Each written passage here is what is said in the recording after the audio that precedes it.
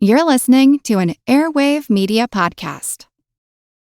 When you need mealtime inspiration, it's worth shopping Kroger, where you'll find over 30,000 mouth-watering choices that excite your inner foodie. And no matter what tasty choice you make, you'll enjoy our everyday low prices, plus extra ways to save, like digital coupons worth over $600 each week. You can also save up to $1 off per gallon at the pump with fuel points. More savings and more inspiring flavors make shopping Kroger worth it every time. Kroger, fresh for everyone. Fuel restrictions apply.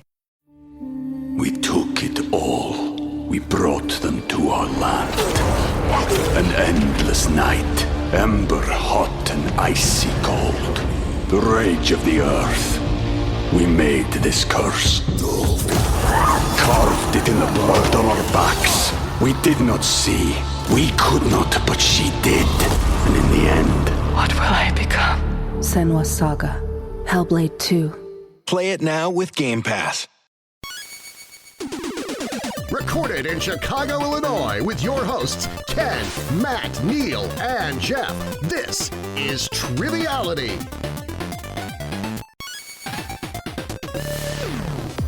Hello and welcome to Triviality, the game where a lack of seriousness meets Jeff. A little bit of knowledge? That's correct. Yes. You got it on the first try. You are very knowledgeable indeed. That never happens. It's me, Jeff, and Neal in the studio.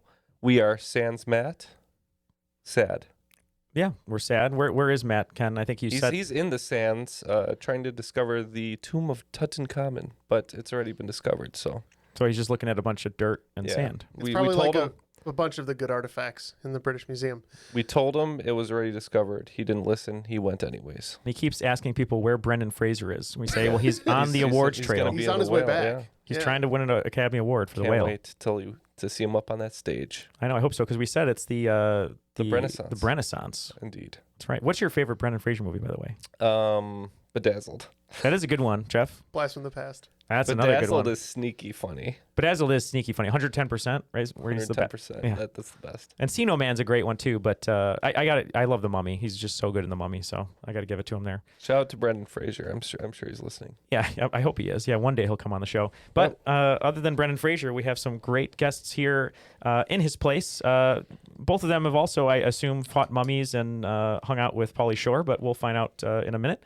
Our first guest is in a long line of people that we've been thanking over the last 10 episodes that have helped us get to 300.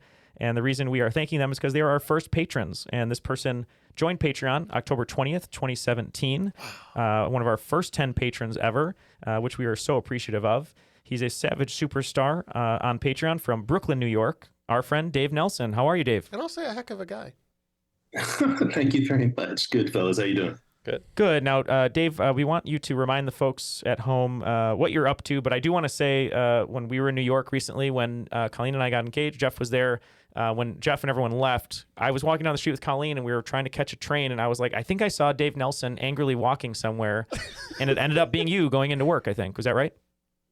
That's right. Yeah. So I work right near 42nd Street, where I think you were stalking Oh my me. God, that's so funny. Did you catch him or no? No, well, it was right by Bryant Park, and we were trying to catch the train. And then when he went back, I'm like, I told Colleen, I was like, I think that's Dave Nelson, one of our friends and listeners. And she's like, oh, maybe it is, but don't bug him. He's like walking to work. Was he just cursing under his breath? He just said, oh, those Triviality boys. And the funny thing is, that's the best celebrity Neal saw the entire time we were there, despite the fact that we saw Famke Janssen, and after we left, you guys saw who?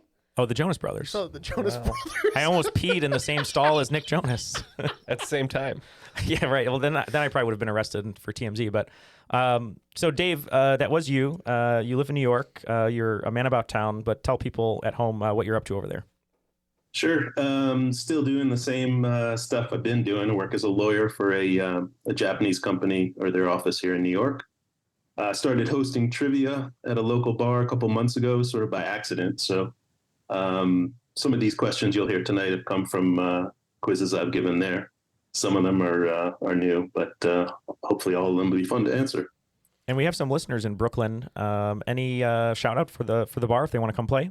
Sure, yeah. Every other Tuesday night, we're at the Sackett Bar in Park Slope, Brooklyn, just off of 4th Avenue on Sackett Street. Kickoff around 8 o'clock, and it's a good time. Swing by. I've been told a lot of the best things start by accident. This podcast, my parents said that I was an accident. So, I'm pretty happy. Oh, that's good, Jeff. Well, we don't think you're an accident. We love you here. But yeah, all of our Brooklyn listeners, go say hi to. Well, maybe not. We'll keep up appearances for the show. But Dave, thank you very much for joining us. And we're so excited to introduce our next guest. There really is no introduction that can do him service. And you've heard him on more episodes than any other person besides the four of us. That's true. Well, actually, more than Matt. We had a wishing well. Ken bought a book called The Secret. Jeff had a manifestation wall. We've been trying to get him on the show forever, and we're so excited to have him here. The stars aligned. Coming to us from Rockford, Illinois, none other than the rules guy himself, Darren Marlar. How are you, Darren? Well, hey there. Thank you very much. It's so great to be here with Famke Jensen and the Jonas Brothers. I really appreciate you guys bringing me on. So this is going to be a lot of fun. We're so excited. Or is that the accident? Am I on the wrong? Am I on the wrong podcast? Now, Darren, does Neal stalk you as well? Well, if he does, he's really good at it because I have yet to catch him. He is good. Okay. I know. I've only changed the shirt of the werewolf statue behind Darren once without him knowing. Great call for an audio podcast there, Neal. Neal's really good at that. People will love that. Yeah. That's what we try to do here, stay professional. But Darren, so everyone knows your voice. You've done our intro, you've done our rules for 5 years now. But tell people about you. Goodness gracious, have I been dealing with you guys for 5 years? You only had to deal with us the one time to record this stuff. Thanks for taking the fun out of it. You're breaking the fourth wall, Ken. Sorry, he does it live. Every week. He does it live every week. Too late now. Yeah, I've done the Australian accent. Actually, I am the host of my own podcast. It's called Weird Darkness. And if you like stuff like the paranormal, the supernatural, true crime, extraterrestrials, unsolved mysteries, all of that strange and macabre stuff, I do an episode 7 days a week there. And I am also a professional voice artist, which is, I think, how you and I guys, how we all met. Was just through that aspect of what I do. And so I'm here all day long in front of a microphone doing my thing outside of Rockford, Illinois, about 90 miles northwest of Chicago. And I love my job. This is what I do full time, hanging out with guys like you and voicing stuff like what you guys have asked for. Love doing that movie trailer guy that you asked for. That's one of my favorite things that people ask me to do. And speaking of all the great work that you do, is there anywhere people can find you if they'd like to hire you for something of their own? Oh, well, thank you. I appreciate that. Yeah. You can find the podcast at weirddarkness.com. And there is also a place there.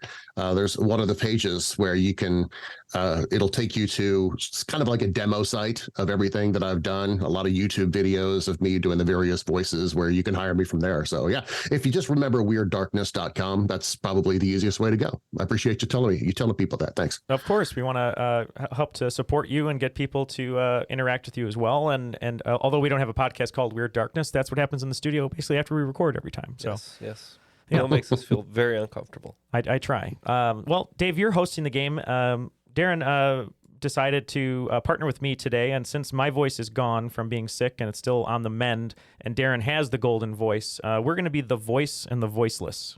Yeah, and I'm sitting here across from Jeff, and I'm looking at a nicely scented candle sitting here in the studio, and it's called Sand and Fog.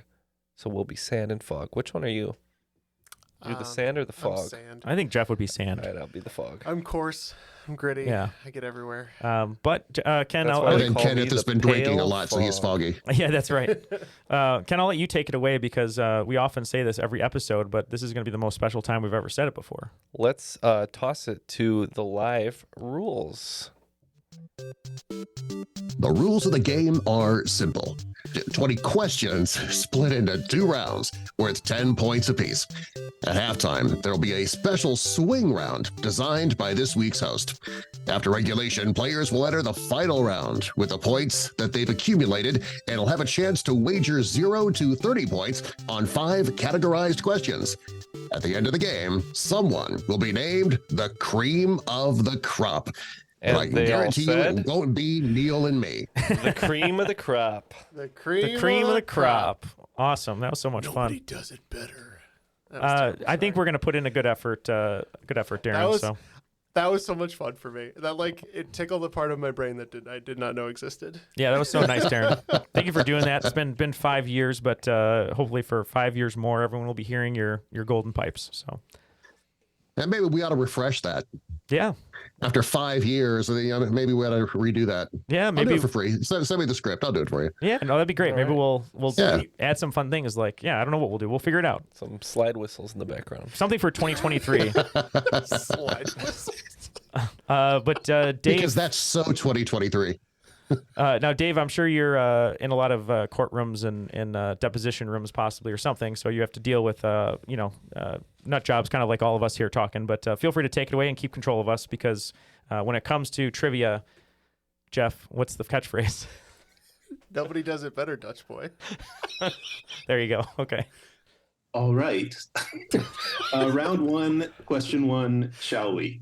So when I do my quizzes in the pub, I like to start out with a few current events. These are sort of current-ish events. Educator and social critic Kanye West has been in the news lately. His wildly anti-Semitic gibberish has cost him deals with The Gap, Chase Bank, Creative Artists, eventually Adidas, and also which Spanish fashion house, whose mouth guards he was photographed wearing at Paris Fashion Week. All right, I wrote some fast fashion, that was Spanish, and then Jeff wrote some fashion. So we're going to go with Jeff's answer. Okay, so you're both locked in. So, Darren, do you have any idea on this one? I have a guess, but I didn't know where your head was at. I have no idea. So, not a clue. I'm hoping we'll start off on the right foot here. I believe he had a deal with Balenciaga, which I believe is Spanish. So we're going to lock in with Balenciaga. Yeah, we too went with Balenciaga. The answer is Balenciaga. Well done. Nicely done, guys. All right, question number two. The U.S. Mint recently issued a new quarter commemorating the life of what Chinese-American actress of the 20s and 30s, making her the first Asian American to appear on any U.S. coin or currency. Oh, we're locked in. That's great, because I'm usually the currency guy, but Ken had it right away. I can see your face, and I don't know if there's a May in there. No, I can't remember. I'm gonna just not sound good trying to figure this one out, because I used to know it, but I'm not pulling it. Billy Bobby May Brown. Okay, yeah, we'll go Billy Bobby May Brown. This person's face was always plastered on the homepage of the Criterion channel when I'd flip it on. I believe it's Anna May Wong. That's right. Appearing in your sheen soon, if she hasn't already, is Anna May Wong. Nice. At least I got the May right. I knew it was something like that. You got gotta the May watch right, more yeah. Criterion, Neal. I know, and I'm on the Criterion app quite a bit, but just don't watch a lot of the older stuff. So Yeah, I saw this announcement a while back, and I didn't realize they had never put an Asian American woman on any currency, so it's exciting. All right, question number three. A Lubbock, Texas pizzeria recently raised eyebrows after creating a novelty pizza containing fake blood, an eyeball, a dismembered finger, and ramen noodles simulating intestines, in tribute to which historical figure recently portrayed by actor Evan Peters? We're locked in. you're locked in. Oh, it looks like you knew this one, Darren. I think I do. Yeah. What do you think? This is kind of your biz, right? Jeffrey Dahmer. Ooh, I like that. Evan Peters, right? He would have been in the miniseries. So It's on the Netflix thing. Okay, yeah. Let's go with Darren with Jeffrey Dahmer. Yep, we said the same. Yep, it's Jeffrey Dahmer. I haven't seen the show yet, but I hear it's great. I also hear it's very gruesome. Yeah, it did really well. I think it was Netflix's highest rated series of all time. Yeah, like very quickly. Yeah. Jeez. A lot of people like gore, And they're making more. they're making more. Yeah. Well, Whether they should or not, I don't know. Not for me to judge, but they're doing more. Yeah. Certainly something interesting about the serial killer genre. They're making more Jeffrey Dahmer episodes, are you saying? No, they're doing different figures, but More like profiles in the serial killer cinematic universe. Pretty much. Question number four.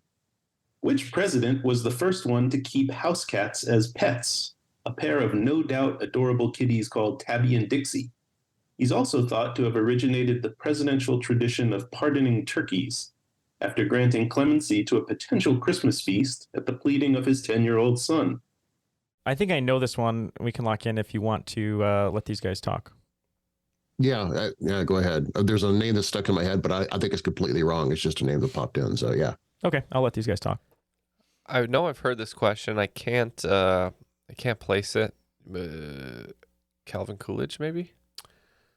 Yeah, Is this one of the weird Coolidge ones? I wonder about weird Coolidge ones because that would have been. Well, no, the Depression wouldn't have been going on yet. Pre-Depression. So I wonder if it was was it Harding who wouldn't do it because it was Depression era and. I don't know. Choose. Or not Harding. Hoover. Choose. Hoover. All right, Hoover. So this one, the reason I was thinking about it was there's a West Wing episode where Bartlett has to pardon a turkey, and CJ is talking about how the tradition started and all that. And I always mix up if it's Kennedy was the first one to pardon a turkey, which wasn't too long ago, and the other one is Fillmore or not. But I just went with Kennedy because it stuck in my head. So.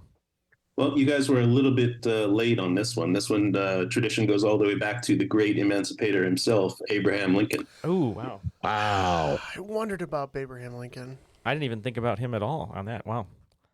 All right. Question number 5. In my past appearances here, I've demonstrated a mild obsession with the subject of Donald Trump's favorite movies.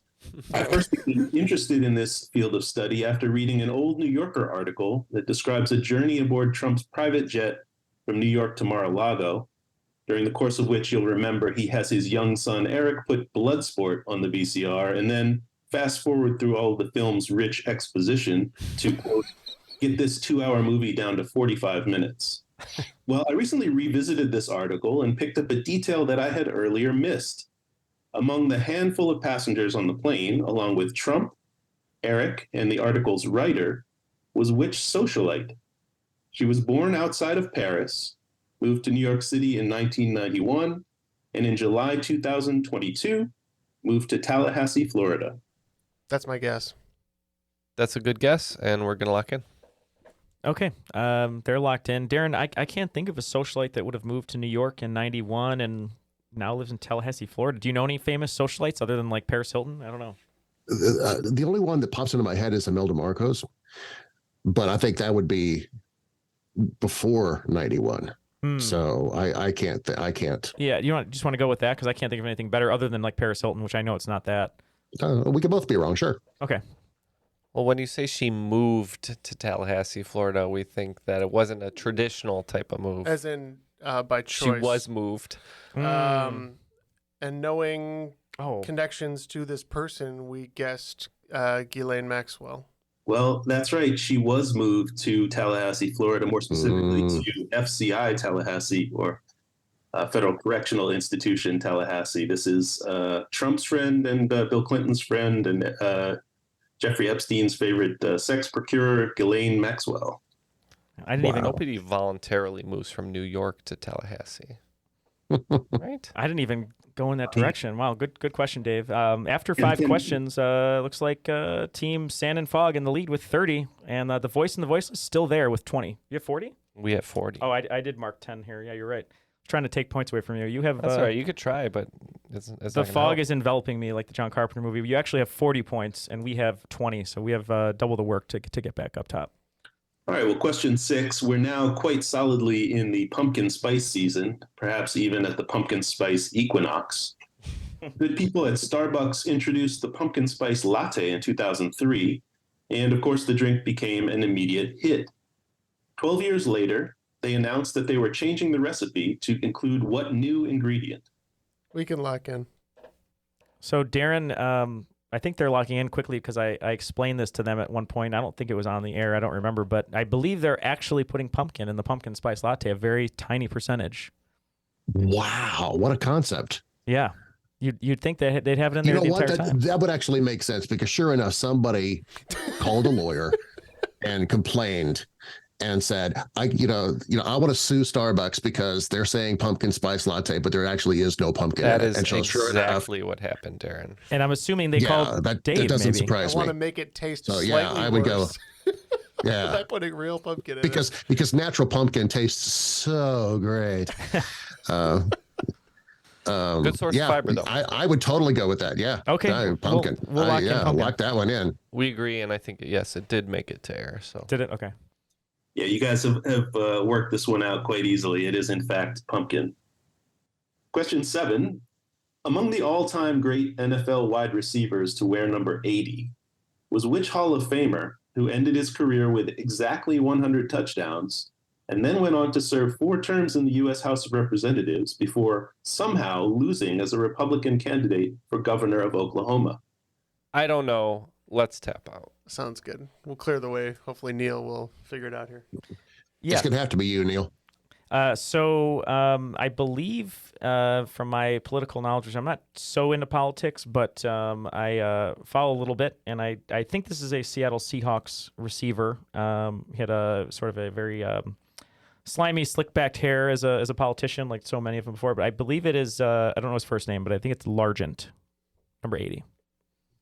Yeah, you got it. It's Steve Largent, 4-time representative from the state of Oklahoma. No way. Yeah, I know he played like 13, 14 seasons, something like that. I remember Steve Largent. I didn't realize he was a politician after that. Mm-hmm. Question 8. In December 1780, which brand new British brigadier general raided and captured the city of Richmond, Virginia on behalf of the crown? I owe a huge apology to my social studies teacher. Jeff wrote down what I was thinking. We're on the same wavelength there, so we're going to lock in. Is it right? I think so. I think so. 1780, brand new brigadier general. I don't know if brand new is a clue there, but I believe it's the only clue that Ken and I are going off of. I have no idea, Darren. I don't know too much about Richmond, but not enough at least to have an educated guess on this one. Do you know anything about this? If I heard a name, I might be able to say yes or no, but I'm drawing a blank. Let's see. If you were writing a 1780 war epic, just give me your best brigadier general name, Darren. About the American Revolutionary War. Douglas. Douglas, I like it. Why not? We'll go last name Douglas. I can't believe first. You're betraying your teammate like that. What? It's Marlar? You're being a cheeky bastard. We think that newly minted is because he was potentially a turncoat, and we said Benedict Arnold. Yeah, this is a fellow who earlier in 1780 was an officer in the Continental Army. By December 1780, he was in the British Army, and this is Benedict Arnold. Okay. Goodness gracious, guys. Question number 9. It has been a huge year for cheating, with scandals in the worlds of poker, cornhole, and, of course, competitive walleye fishing. Additionally, controversy swirled in the chess world as 19-year-old Hans Niemann was widely accused of having cheated against Norwegian Grandmaster Magnus Carlsen in a major tournament. No less an expert than Elon Musk himself weighed in on Twitter to endorse a wild theory that Niemann had cheated using a vibrating version of what device? I know this one, Darren. Okay. I know my vibrating devices, and we can lock in. Not going to touch that at all. Yeah, especially after where it's been. I mean, I think we're not far off with these jokes, right? I don't Wasn't think so. he using some sort of special, mayhaps adult-styled toy? Yeah, I mean, it's possible that he could have been using a vibrating phallic-typed object, which is typically used for the inducement of pleasure. I don't know how to answer this question. Fitbit? Oh, I thought we were talking about... I don't know what Elon Musk said. I thought he was... It's Elon Musk. He makes 69 and 420 jokes. It probably was a dildo. Like, let's be honest. Like, in his estimation. We don't know. We're going to say he said it was a sex toy. Well, you can bleep this, but the reason they thought that the guy had anal beads. Yeah, I'm not going to come on here and miss the opportunity to make somebody say anal beads out loud. So the answer is, in fact, anal beads. Was that even true? Yeah, he puts his, hand on the pun. They go... I think that's what they were saying, yeah. I mean, I should also note that despite Mr. Musk's assertion, there's actually very little evidence to support this theory. Yes, thank you for clearing that. That's so surprising. How do you think I get my answers on this podcast? You mean there was no evidence found? Yeah. All right, question number 10. Last question of the first round. Just to prove that no one here is sexist, which team won the 2022 WNBA championship? 2022? 2022. I thought it was yeah, right? Yeah. Cool. I mean, we can lock in over here, Darren, if you trust me. I think I don't follow basketball at all. Okay. The Sky is dominant, so we're saying Sky. Yeah, and it's we're a year off, but yeah, definitely the Chicago Sky was our guess. I think this guy won 2021 for sure, and they got like 2 or 3 rounds into the playoffs. I think the winners this year were the Vegas Aces, I think they're called. But Vegas is our official answer. Yeah, that's right. The answer is the Las Vegas Aces. Nice. Well done. After the first round, it looks like things have gotten a little bit closer, maybe too close for comfort as if it's up to Ken, but scores are at 60-60 right now. My device stopped working. Your device stopped working, which means everything's on an even playing field now. And speaking of a nice surprise, we're looking for all of your questions for our 300th episode. So if you'd like to join some of the folks who have sent in an audio recorded question for our 300th episode, you can do so with the link in the show notes. We have about 5 at this point. And what we're going to do for the 300th is we're going to listen to all the questions live. We have no idea what they are, what the clues are, anything like that. We're just going to play them on our soundboard here. And if you'd like to send a nice message about maybe when you started listening, or if you just want to, send over a question that's going to stump us, feel free to. And we are excited to play it. And thank you for helping us get to 300. So check out that link in the show notes, and we will be happy to hear your question. What's for the swing round today, Dave? What do you have in store?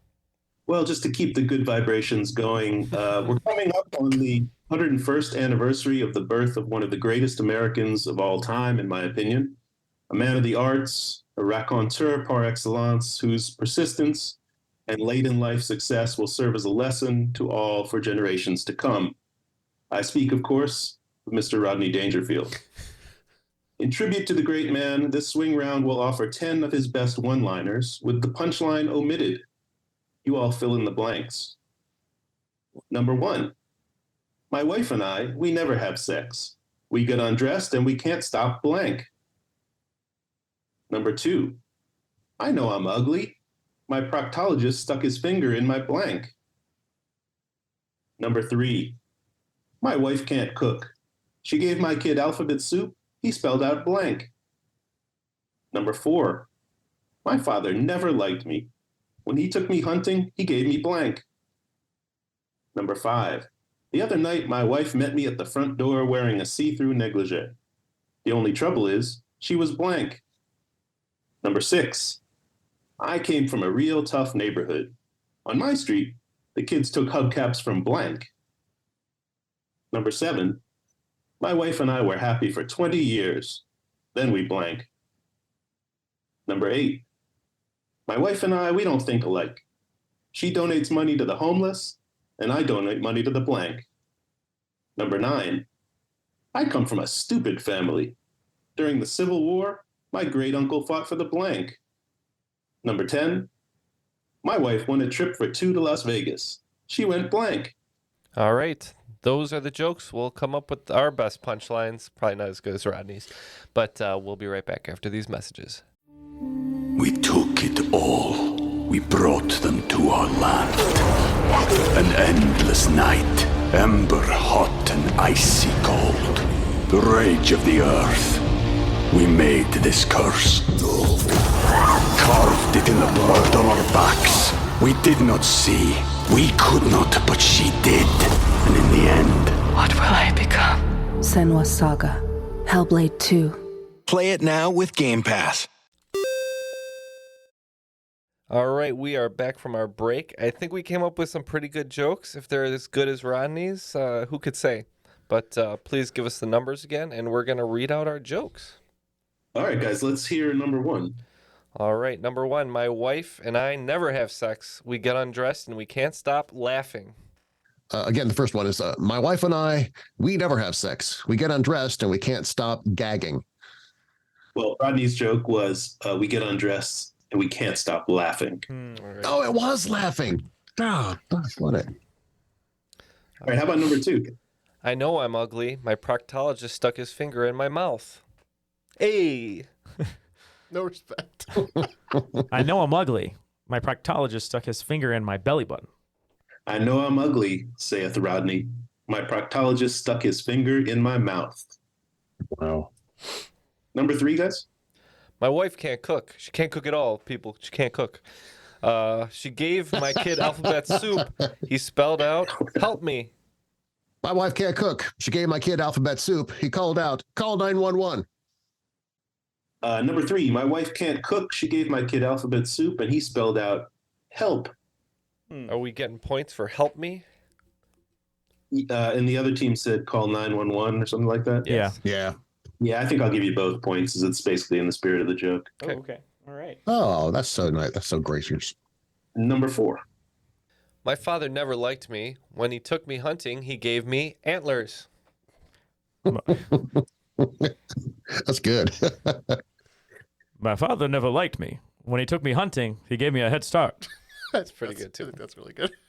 Number 4, when he took me hunting, he gave me a head start. Yeah, when I heard Good that, job, buddy. I thought for sure Darren nailed that. I was like, that's a perfect punchline. Nice job, Darren.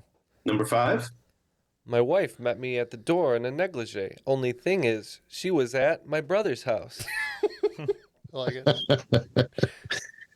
Ours is, my wife met me at the door in a negligee. The only thing is, she was coming home. That's my good. wife met me at the front door wearing a see-through negligee. The only trouble is she was coming home. Nice, Oh, Darren. Yes. I think mine is funnier, though. What do you guys have for 6? I came from a tough neighborhood. On my street, the kids took hubcaps from cop cars. Ooh. Not that funny, but yours is really funny. I came from a tough neighborhood. On my street, the kids took hubcaps from moving cars. I like that. That's good. Yep, on Rodney Street, the kids took hubcaps from moving cars. Nicely done. Yes. Nails. I actually wrote down cop cars first, too. Number 7, My wife and I were happy for 20 years. Then we got married.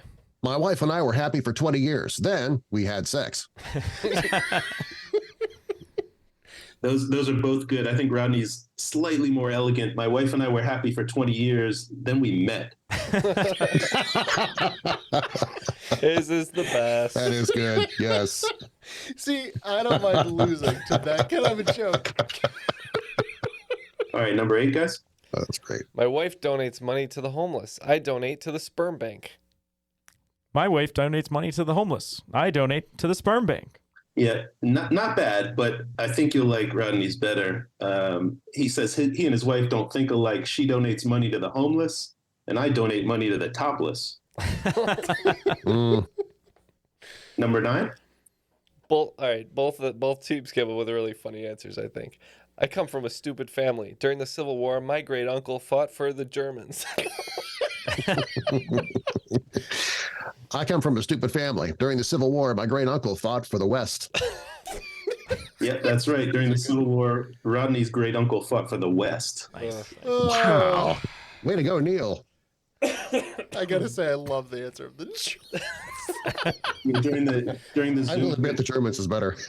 during the Zoom quiz, somebody put down my great uncle fought for the British. I thought this made maybe even better than I Rodney's. think those are both good. All right, number 10. My wife won a trip for 2 to Las Vegas. She went by herself. My wife won a trip for 2 to Las Vegas. She went hooking. Rodney said his wife won a trip for 2 to Las Vegas. She went twice. Nice.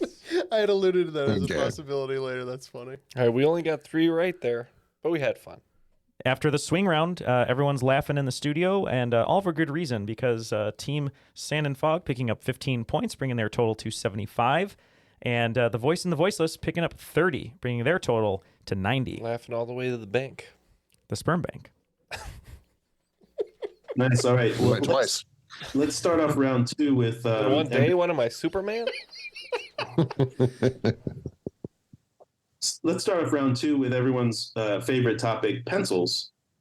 One of the best-selling models of pencils in the U.S. is which one, whose packaging humbly proclaims itself the world's best pencil, and which shares a name with a town in Essex County, New York? We can lock in good. Oh, so it's not the graphite pencils. number. Oh, you were thinking of number 2? Yeah, but I guess you wouldn't call your town number 2. Not if you wanted to have any, anybody visiting. Yeah, right. I guess you've never been to Essex County, New York. I'm trying to think of pencil brands. It doesn't surprise me that Jeff knew immediately a pencil brand. Yeah, that is on brand with Jeff. I hate I pencils. saw a I'm YouTube pen video guy. about pencils. This is you. Does sound a lot like me. The real question is there a brand that just yellow? Yeah, maybe Yellow it's just pencils? yellow. I think there's yellow notepads, but I don't know. I'm seeing a name in my head and it's not coming into focus, but I mean yellow, it's better than anything I'm going to come up with, and all I was going to say is it maybe has John Voight's teeth indentations, but yeah, let's go with yellow. Why not? If you're cool with that. It's just a little shot in the dark. Maybe it's because I was looking at Benedict Arnold on the other side of the paper, and I was thinking about cities that remind me of the American Revolution, and we said Ticonderoga. Yep, the answer here is the Dixon Ticonderoga. Give me well a done. break. Wow. Come on. Question number 2. Newton's first law of motion describes the principle of inertia, that a body at rest tends to remain at rest, and a body in motion tends to remain in motion unless acted upon by a force. But which Italian, born in Pisa in 1564, is most often credited with originating the concept of inertia? I'm at a loss on this one, Neal. I have a very just basic You guess. can go with your initial gut answer, Ken. Okay, we're locked in. Okay, so they're locked in. I really have no bearing on this, Darren. This isn't my wheelhouse, but I don't even know if he was Italian. But the first name that came to mind is just Galileo, but it could be the completely wrong time period. Well, Galileo would have been Italian, though. Yeah, so I don't know if does that seem like a reasonable guess? I guess It's better than mine, which is nothing. So yeah. All right, we'll go Galileo. Yeah, we said Galileo as well. You both got it. It's our friend Galileo. Don't want to overthink it, Yeah, you're right. Should have just listened to Queen. Would have been fine. All right, question 3. Well, the World Cup finals are about to kick off in Qatar in the middle of the winter, naturally, and in the wake of thousands of deaths of foreign workers brought in to prepare for the tournament. But no matter what happens this time, we can look forward to 2026, when the U.S. co-hosts the tournament with Canada and Mexico. In 1994, when the U.S. first hosted, the opening ceremony reached a crescendo when what singer hilariously missed a penalty kick while singing her 1980 top 10 hit, I'm Coming Out? I think I know this one, Darren, at least from the song. As long as it's the person who sang that song, then I think we're okay. Okay, we think it might be Diana Ross, but we're not positive who sings that song. This artist has an incredible concert. If you go to YouTube, where they performed to, I guess you could call it sold out, even though it's not sold out, in Central Park, and it was a torrential downpour, huge just rainstorm that completely ruined the concert, but she continued to sing until they told her to stop, and then she did the concert again for free the next day. And we said Diana Ross. Yep, you got it. And that is, in fact, a great performance in Central Park. It is Diana Ross. Yeah, it's really cool. She's like getting drenched and still singing, and there's a wind machine on her. It's really cool. She still looks younger than I do right now. Mm-hmm. All right, question number 4. In 1989, British author Peter Mayle published a best-selling memoir called A Year in Provence, which told how he had spent a year living in southern France, coming up with cutesy stories with which to fill a memoir. The book's success spawned 1,000,001 a year of type memoirs. I'm going to give you 4 of them. 3 are real, and 1 I just made up. Points to you if you can identify the phony one. A Year of Miracles, Daily Devotions and Reflections. B, My Sopranos Year, Living and Learning the Lessons of America's True First Family. C, A Year Without Underwear, Exploring the World on a Bicycle. And D, Eat This Book, A Year of Gorging and Glory on the Competitive Eating Circuit. All right, we've locked in with a guess. It's purely that, I guess, because Dave did a good job. Dave did do a good job, indeed. Where are you leaning, Darren? B, because it's so pop culture. I think maybe that would be the off one. I was thinking the same thing. Yeah. So, and then D was Eat This Book.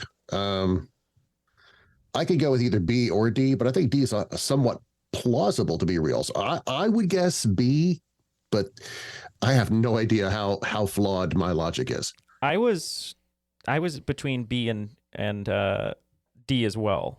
And like you said, it's pop culture. It could be plausible, but maybe we go. You're saying that would also be the easier one to make up. Yeah, too, right. is what I'm Exactly. thinking. So I think we're gonna say B as well. The Sopranos one. And we also said the Sopranos one. Well, there's no getting anything past you guys. That's the one I made up. My Sopranos year, living and learning lessons of America's true first family. Nice. Well, it was hard to suss out, to be honest. Yeah, I think that was well written. Yeah, that was a great question. Thank you. Question 5. Which article of clothing, believed to have been invented in the 1940s for military use, did Project Runway's Tim Gunn once shockingly admit to wearing, confessing that it was, in fact, the single least fashionable thing that he owned? All right, we're locked in. I'll tell you what, his Kevlar evening vest to die for. Or not. What do you think it could be? I'm trying to think of some military clothing, Darren, that might be. Being a celebrity, he might actually have worn a bulletproof vest, but then later admitted, yeah, it's not fashionable, but I wore it. I mean, we could go with that. Yeah, I'm not coming up with anything else. I mean, I think I remember hearing this, but it's just not coming to me. But yeah, if you want to go bulletproof vest. Yeah, I think bulletproof vests have been around a little bit longer than that, but yeah. All right.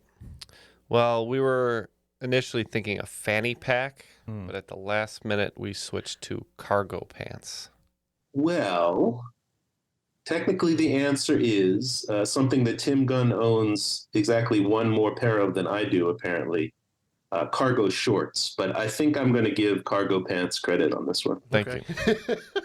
It's nice. Definitely a very close relative. Yeah, the cargo shorts are the worst The version key word of is the cargo pants. cargo. After 5 in the second round, there are more changes than an ABBA song. It looks like Team The Voice and The Voiceless picking up 30, bringing their total to 120, but taking the lead once again, picking up 50 points, a perfect first 5, is Sand and Fog, and who are now at 125. As the quiz gets dumber and dumber, it seems like, one team seems to be coming back a little bit. Yeah, thank you very much. No problem.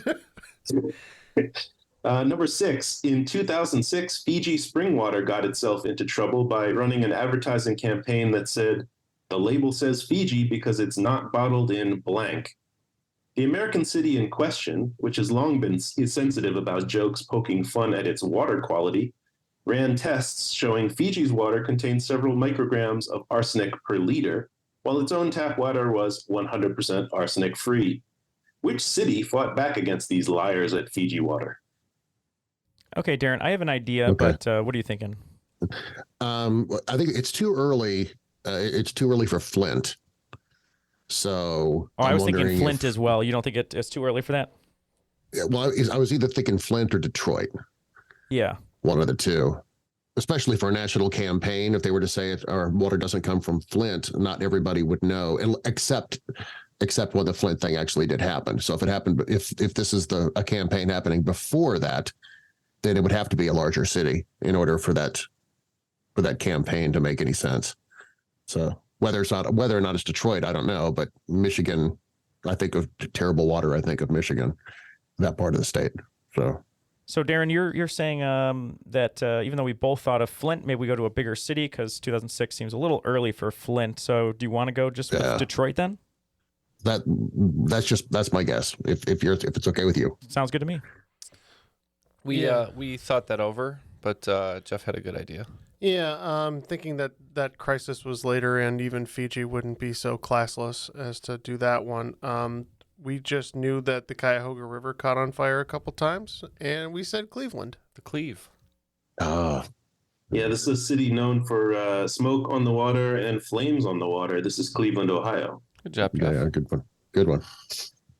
Number 7, which author, a 1961 graduate of NYU, began writing as a bored housewife a few years later, and went on to publish over 25 novels, receive countless accolades, including the Library of Congress's Living Legends Award, despite having 4 books on the American Library Association's 2009 list of top 100 banned or challenged books. Okay, someone I think who's had a lot of banned books, but is also a revered writer, beloved Toni Morrison. First for me. Okay, all right, we'll try Toni Morrison. I think. Did we fall into the Maya Angelou, Toni Morrison trap again? I say Toni Morrison's also a great guess, but we said Maya Angelou, also knowing that she was revered and probably, there's certainly people who probably want to ban her books for whatever reason. So. Well, this is actually an author primarily of young adult fiction. The author of Are You There, God? It's Me, Margaret, and Tales of a Fourth Grade Nothing. This is Judy Blume. Oh, wow. Oh, wow. Question 8. New York founding father Gouverneur Morris is well known for serving in the Continental Congress and U.S. Senate and as a delegate to the Constitutional Convention. He's less well known for dying in 1816 from an infection after he caused internal injuries while using a bone from what animal of the order Cetacea as a catheter in an attempt to clear a blockage in his own urinary tract. All right, we're going to go ahead and lock in with something stupid, but it's worth it. So, Darren... Is Cetacea seafood? That's possible, because my first question to you was going to be, if you were living in 1816, what animal's bone would you use as a catheter? But because it would have to be long, it'd have to be thin, so it could be like a fish bone. I like a fish. It doesn't have to be, but I like easier. I like your fish angle here. 1816. So like a catfish or something like that, because they have having deboned many fish. That sounds like a terrible idea. How about, it's New York, right? Maybe some seafood, like you said. So maybe the crab bone or lobster.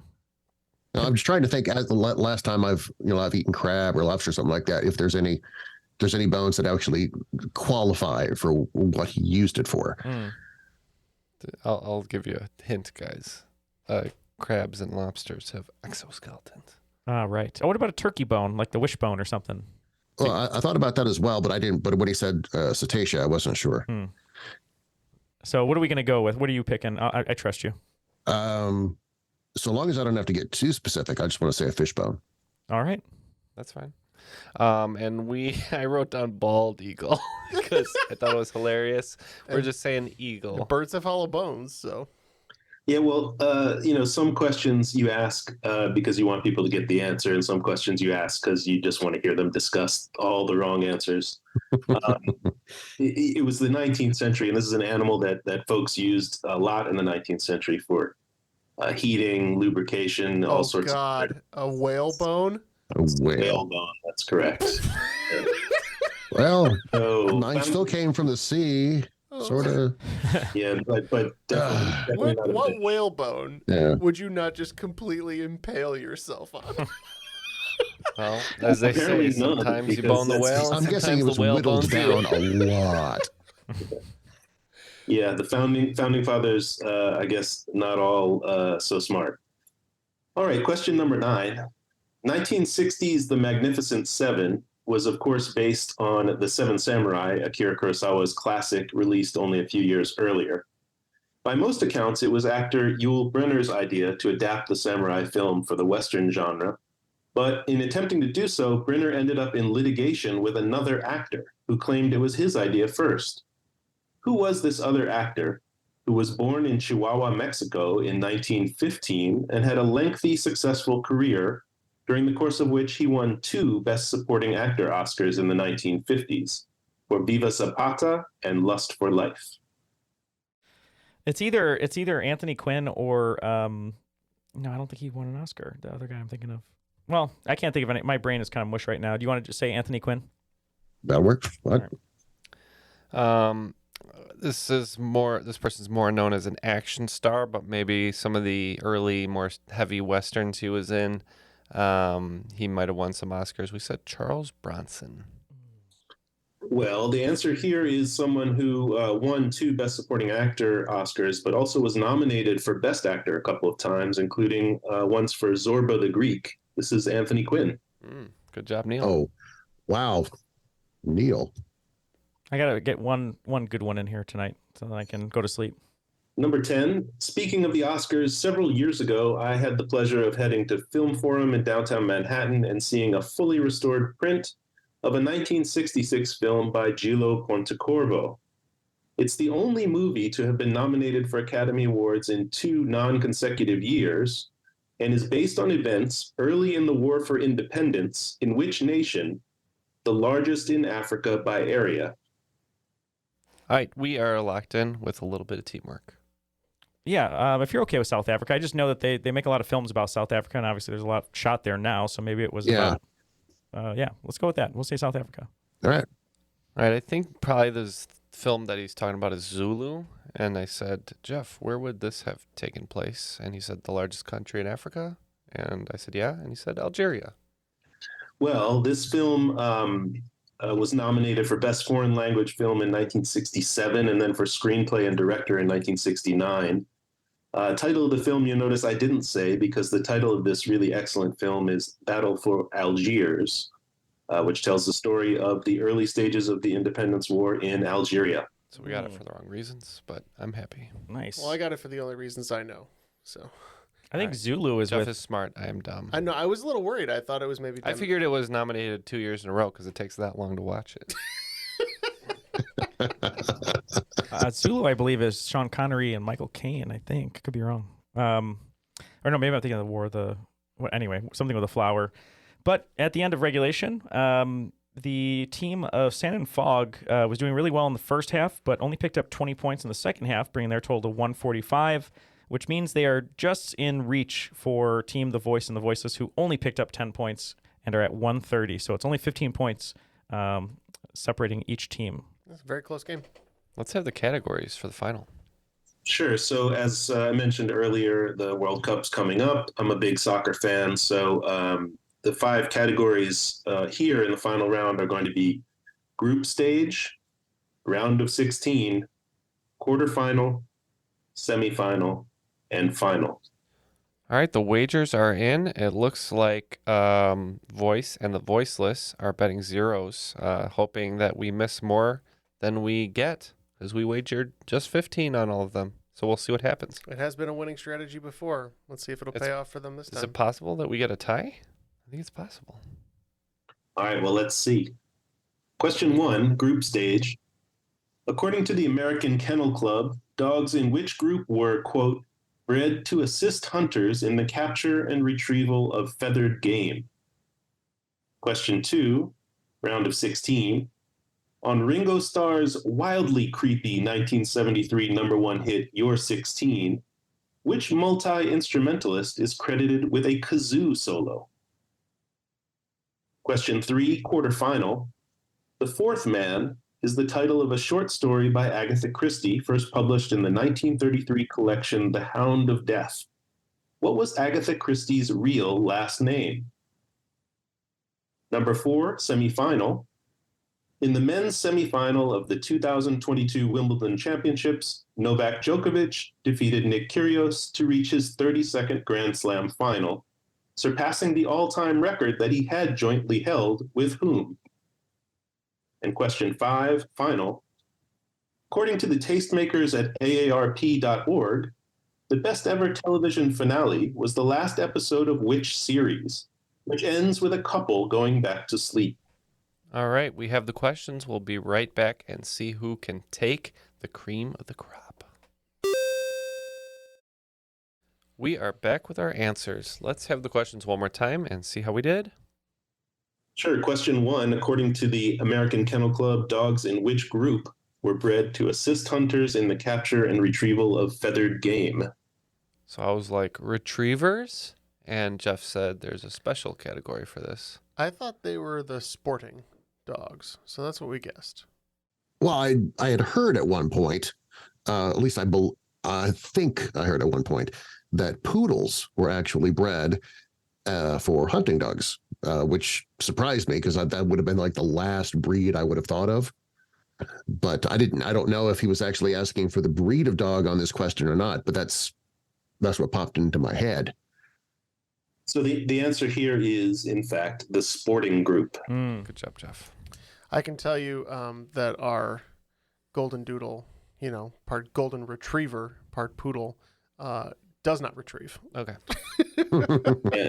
And by the way, I think poodles were specifically bred to annoy my dog. Oh, okay. So I was probably wrong on what I heard then. Yeah. No, I mean you might have been right, but I can tell you that mine doesn't do those things.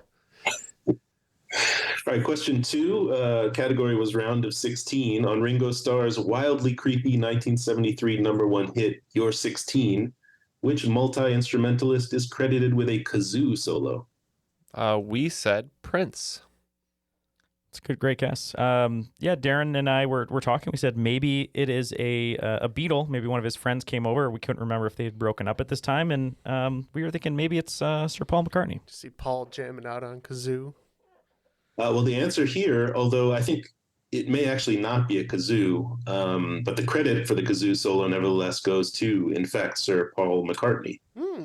Wow. Nicely done. Fun fact on this one, if you there's an early music video for the song from like the mid 70s, and in that one, the object of Ringo's lechery is a very young Carrie Fisher.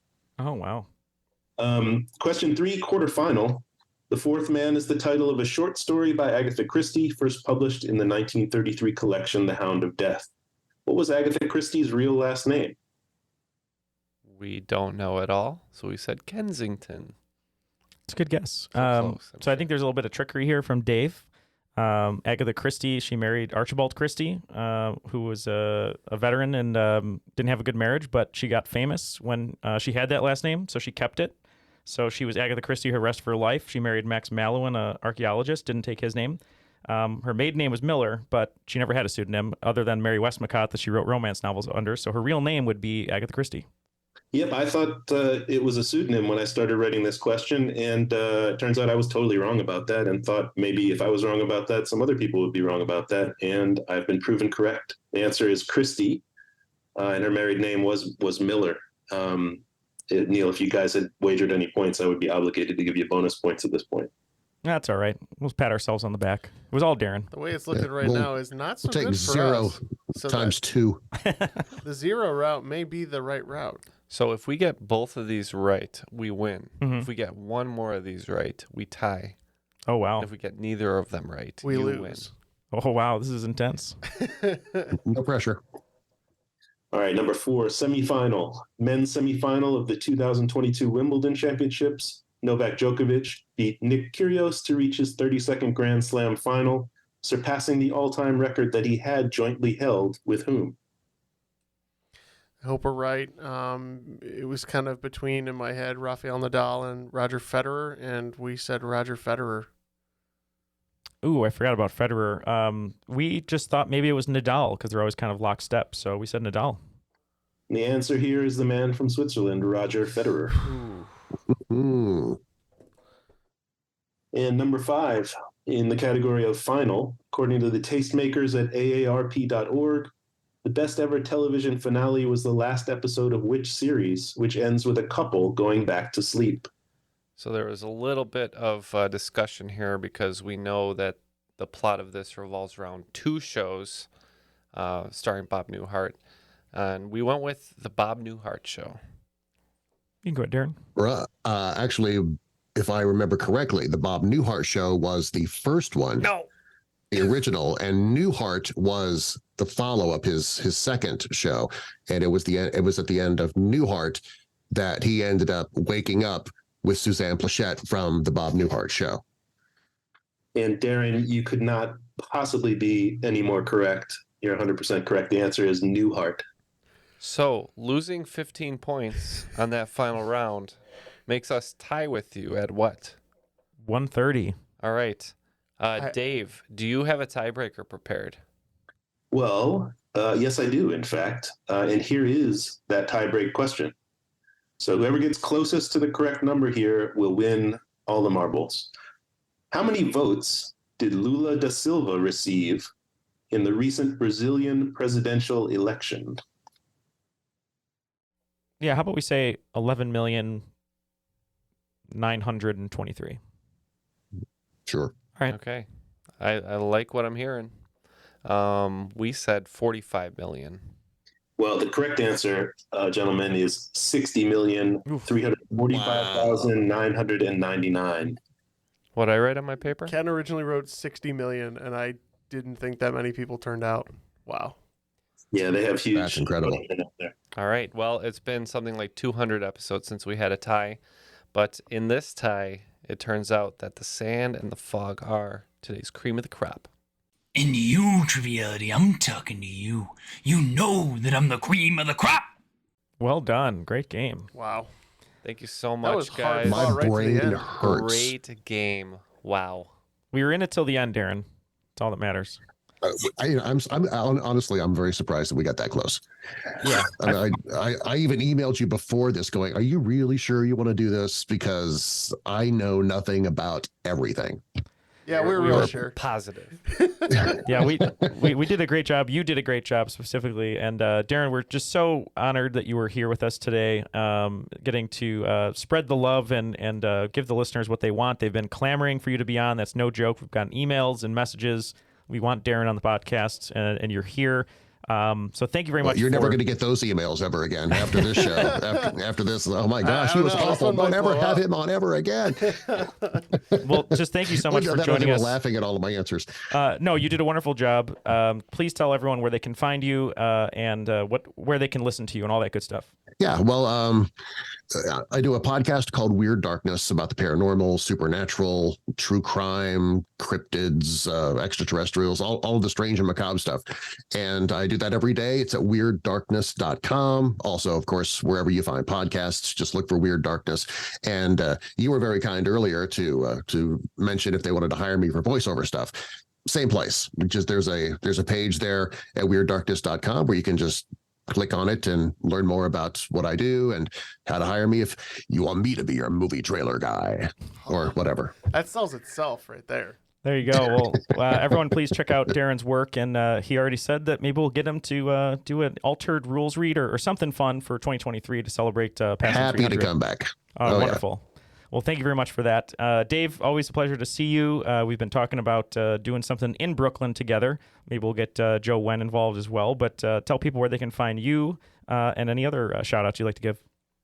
Well, first of all, I want to say it's nice to meet Darren. And, for a long-time listener of the podcast, it's been a real look behind the curtain type of experience for me. As I said earlier, my buddy Zach and I run the quiz every other Tuesday night at 8 p.m. At the Sackett Bar in Park Slope, Brooklyn on Sackett Street near 4th Avenue. Come by. I'll bring you some prizes. You can win some drinks. You can win some money. You can win some Japanese candy sometimes. That sounds delicious. And just want to remind everybody that we are also part of a delicious podcast network where you can find such podcasts as Ben Franklin's World, Big Picture Science, and Baby-Led Weaning Made Easy for the new mothers out there on Airwave Media. And for all our special guests, Darren and Dave, and for Jeff, Ken, and Matt, who is still looking for Brendan Fraser, my name is Neal, and that was Triviality.